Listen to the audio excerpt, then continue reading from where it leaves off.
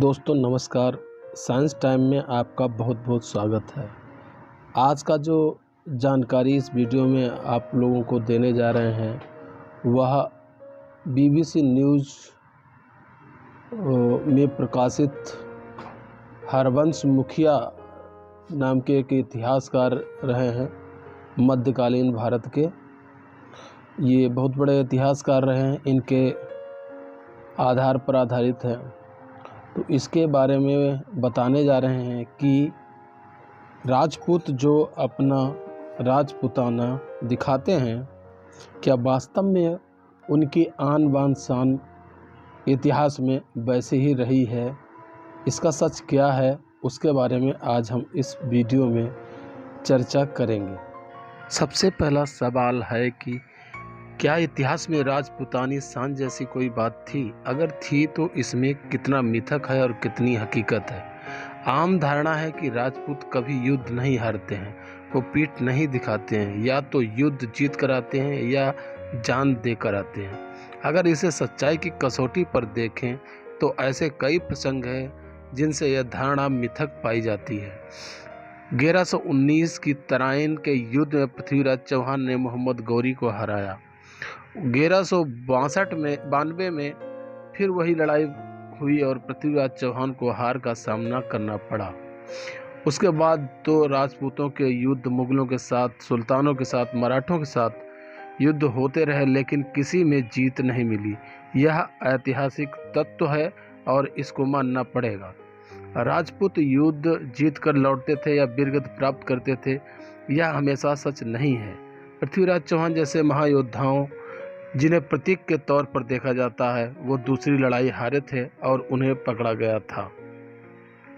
मतलब पृथ्वीराज चौहान को भी वीरगति प्राप्त नहीं हुई थी। महाराणा प्रताप को भी हल्दी घाटी में अकबर से हार का सामना करना पड़ा था और उन्हें भी चेतक घोड़े पर सवार होकर भागना पड़ा था।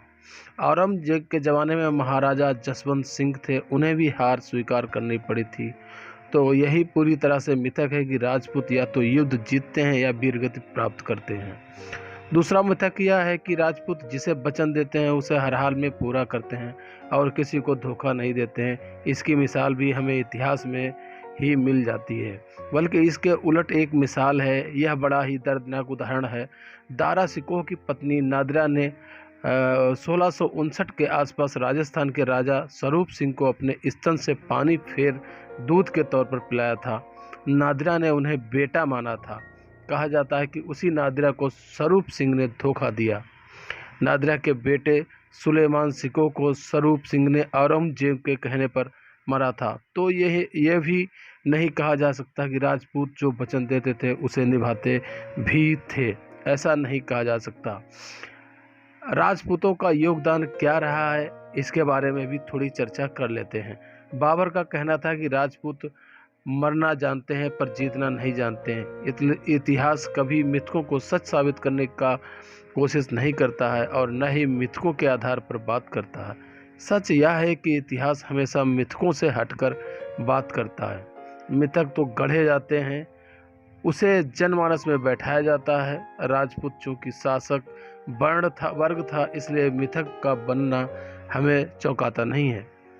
आधुनिक भारत के निर्माण में भी राजपूतों की कोई ऐसी भूमिका नहीं रही है।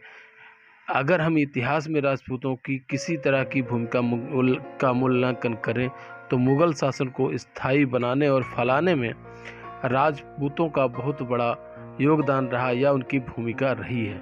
अकबर के ज़माने में से आखिर तक राजपूतों ने मुगलों के शासन को स्थिरता देने में अहम भूमिका अदा की थी। राजपूत मुगल शासन के अटूट हिस्सा बन चुके थे। अकबर से पहले तो राजपूत लड़ाइयाँ ही करते रहे। लगभग 300 सालों तक राजपूतों ने सुल्तानों से लड़ाइयाँ की। अकबर ने नीति बनाई कि राजपूतों को मिलाकर चलो और इस नीति से उन्हें साम्राज्य के विस्तार और विस्तृतता में फ़ायदा भी मिला। अकबर और औरंगजेब के शीर्षकोट के योद्धाओं में महाराजा जय सिंह और जसवंत सिंह शामिल थे। ये आखिर तक उनके साथ रहे। औरंगजेब ने 1679 में फिर से जजिया कर लगा दिया था, जिसे बहादुर शाह अव्वल ने आते ही खत्म औरंगजेब के ज़माने में तो केरल को छोड़कर पूरे भारत पर मुग़लों का शासन था और इसमें राजपूतों की भी भूमिका रही थी। इस बात को मुग़ल भी स्वीकार करते हैं। राजपूतों का जो अपना साहित्य है उसमें वो बड़े वर्ग के साथ मुग़लों से अपने संबंध को बताते हैं। उन्हें कोई शर्म नहीं आती है कि राजपूतों ने मुग़लों का साथ दिया। राजपूतों के साहित्य में तो यह बताया गया है कि देखिए हम कितने करीब हैं और बादशाहों के साथ कंधे से कंधा मिलाकर चलते रहे हैं। मोहता नैन्सी महाराज जसवंत सिंह के सहायक थे। मोहता नैन्सी की 2 किताबें हैं, एक मारवाड़ विगत, दूसरी नैन्सी दीख्यात। इन किताबों में कहीं भी शर्म का एहसास नहीं है कि हमने क्या किया और मुग़लों का साथ क्यों दिया। इन किताबों में कोई खेद या अफसोस नहीं दिखाई देता है। इस गर्व को शर्म में बदलना अंग्रेज ऑफिसर जेम्स टॉड ने शुरू किया। जेम्स टॉड ने यह भी धारणा बनाना शुरू किया कि राजपूत मुग़लों के गुलाम बन गए थे और अंग्रेज़ों ने इन्हें गुलामी से मुक्त कराया। मतलब मुग़लों से संबंधों को लेकर शर्मिंदगी के भाव को स्थापित करने का काम अंग्रेज़ों ने शुरू किया था। यहाँ तक कि पद्मावती की इज्जत बचाने के लिए जौहर जैसी बातों को फैलाना टॉड ने ही शुरू किया था। ये बातें बंगाल तक फैलाई गईं। पद्मावती के कथित जौहर की बात तो राजपूतों के साहित्य में भी नहीं मिलती है। आज़ादी की लड़ाई में राजपूतों का क्या योगदान रहा? अगर हम आज़ादी की लड़ाई की बात करें तो राजपूतों की कोई भूमिका नहीं रही थी, बल्कि राजपूत राजाओं ने अंग्रेज़ों का ही साथ दिया था। जितने राजा थे उनमें से 2-4 को छोड़ दिया जाए तो किसी ने अंग्रेज़ों के खिलाफ लड़ाई नहीं लड़ी। लक्ष्मीबाई भी आखिर में अंग्रेज़ों के खिलाफ आई।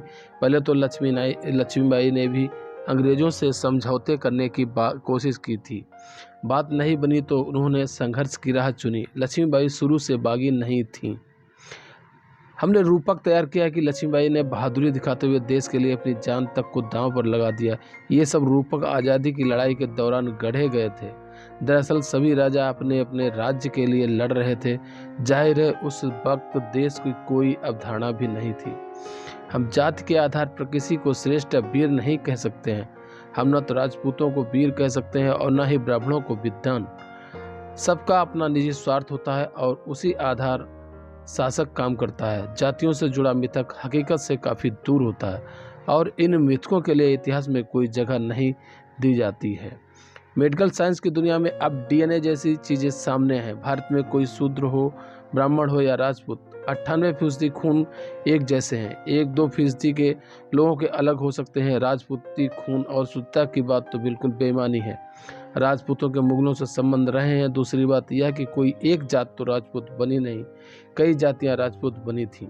राजपूत कई जातियों का समावेश है। मिक्सचर ऑफ ब्लड और नस्ल तो शुरू से ही रहे हैं। ये प्रक्रिया तो अब भी चली आ रही है और हमें इस पर गर्व करना चाहिए। नस्ल की शुद्धता की बात तो हिटलर करता था।